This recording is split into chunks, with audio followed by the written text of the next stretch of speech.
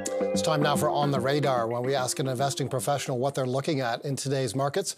We're back again with Lenka Martinek of Sustainable Market Strategies and Nordis Capital to talk about, Lenka, this rally that we've seen in stock markets so far this year. The S&P TSX Composite up 6.5%, 6.7% so far this year. The S&P 500 up more than 8%. The NASDAQ Composite up more than 16%.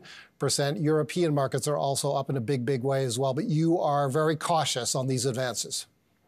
Yeah, and the reason for that, actually, I'm gonna propose three reasons why I think we should be a little bit more cautious going forward. The first is that if we, just go back a month to the Silicon Valley Bank incident, since then, really the rally we have seen has been driven by just a handful of companies. I'm talking mostly in the U.S. markets, but it's really just been a handful of mega cap and tech stocks that have been doing most of the heavy lifting. So anytime that you have a very narrow rally, we get a little bit nervous because it's saying that the stock market could potentially be deviating from underlying conditions and underlying growth.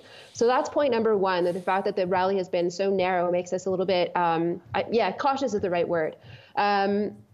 The second, and the catalyst for that, incidentally, is actually in the month of April, we are going to get a lot of the big companies like Meta and Microsoft reporting. So if you're looking for a change of direction, I think that some of those reports coming out in the next month will be quite telling.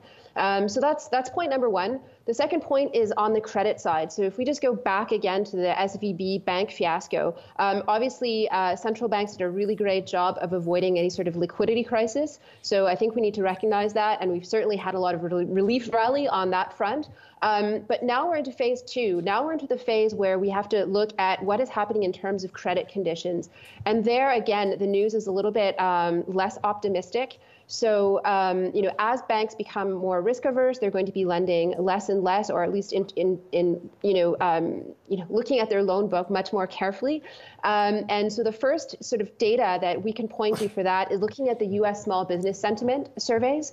And what we see there is that there has been already a very rapid contraction in credit and deterioration in credit conditions for small businesses. So access to credit, essentially.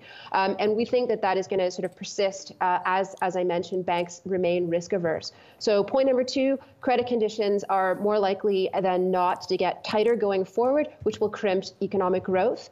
And then the final one is just sort of overall economic sentiment. I really think that the last couple of weeks have been really about a relief rally, that things are, that disaster didn't happen in the banking sector.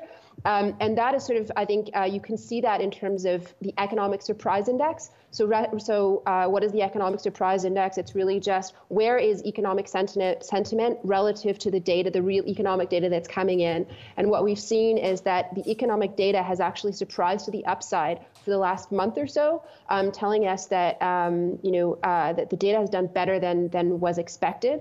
But that's a mean reverting kind of idea. It's the idea that as we adjust up our expectations, we are more than likely to be disappointed in the future, and vice versa. And so my third point here is essentially that we've had a nice tailwind from positive economic surprises, but the probability is mounting that will go into reverse into the future. And so from that perspective, we just think that the market is a little bit ahead of itself relative to the change in economic conditions that we've seen in the last month. Okay, so two questions. What about the disconnect between the Fed and the fixed income market, where the fixed income market appears to be predicting a U.S. recession? That's question number one. Question number two, how should investors be positioned right now?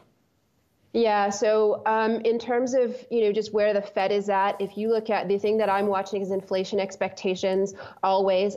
You saw in the last week, consumer inflation expectations are not coming down. It's something that the Fed looks at quite intensely. And so the idea here is that if you think that the Fed is going to back off because of inflation, I would probably take the other side of that bet, only because we will see in the inflation data, no question, come down, but probably not to the extent that we need for the Fed to end its tightening campaign. And so from that perspective, I think that there's going to be, ongoing, disappointment that the Fed cycle is not actually over, is not over as quickly as investors currently think. So again, this idea that the stock market is probably ahead of where the bond market is. So that's answer number one. And then how to position yourselves. I talked about industrial stocks that are usually quite cyclical, but we have this fiscal tailwind that I think is a bit of an offset. Beyond that, we are. You mentioned part of your segment earlier was about grocery stores, about Metro's earnings. That's an area that we have liked for quite some time because of its defensive nature as well.